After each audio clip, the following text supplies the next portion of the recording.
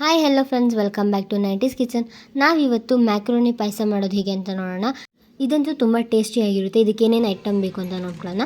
1 ಬೌಲಷ್ಟು macaroni ತೊಗೊಂಡಿದ್ದೀನಿ, 1 ಕಪ್ಪಷ್ಟು ಸಕ್ಕರೆ, 3 ರಿಂದ 4 ಏಲಕ್ಕಿ, ಸ್ವಲ್ಪ ಗೋಡಂಬಿ, ದ್ರಾಕ್ಷಿ ಮತ್ತು 2 ಟೇಬಲ್ ಸ್ಪೂನಷ್ಟು ಬಾದಾಮ್ ಪೌಡರ್ ಮತ್ತು ಒಂದು 5-6 ಬಾದಾಮಿನ ಪುಡಿ ಮಾಡಿಟ್ಕೊಂಡಿದ್ದೀನಿ, ತುಪ್ಪ ಮತ್ತು ಹಾಲನ್ನ ಕಾಯಿಸ್ಕೊಂಡು ತಣ್ಣಗೆ ಮಾಡೋಕ್ಕೆ ಇಟ್ಕೊಂಡಿದ್ದೀನಿ. ಇವಾಗ ಒಂದು ಬಾಣಲಿ ತೊಗೊಂಡು ಅದಕ್ಕೆ ತುಪ್ಪ ಹಾಕಿ ಡ್ರೈ ಫ್ರೂಟ್ಸ್ನ ಹಾಕಿ ಫ್ರೈ ಮಾಡ್ಕೊತಾ ಇದ್ದೀನಿ. ಡ್ರೈ ಫ್ರೂಟ್ಸ್ ಅಂದರೆ ಈಗ ಬಾದಾಮಿ, ಗೋಡಂಬಿ ಮತ್ತು ದ್ರಾಕ್ಷಿನ ಹಾಕಿ ಫ್ರೈ ಮಾಡಿಕೊಂಡು ಮತ್ತು ಮ್ಯಾಕ್ರೋನಿ ಹಾಕ್ಕೊತಾ ಇದ್ದೀನಿ. ಅದು ಸ್ವಲ್ಪ ಗೋಲ್ಡನ್ ಬ್ರೌನಿಷ್ ಆಗೋವರೆಗೂ ನೀಟಾಗಿ ಫ್ರೈ ಮಾಡ್ಕೊಬೇಕು.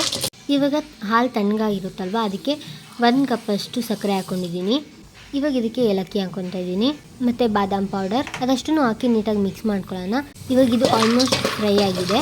ಇವಾಗ ಇದನ್ನು ತೆಗ್ದು ಹಾಲು ಕಾಯಕ್ಕೆ ಇಟ್ಬಿಟ್ಟು ಮತ್ತು ಅದಕ್ಕೆ ಮ್ಯಾಕ್ರೋನಿ ಫ್ರೈ ಮಾಡಿರೋ ಅಂಥ ಮ್ಯಾಕ್ರೋನಿನ ಹಾಕ್ಕೊತಾ ಇದ್ದೀನಿ.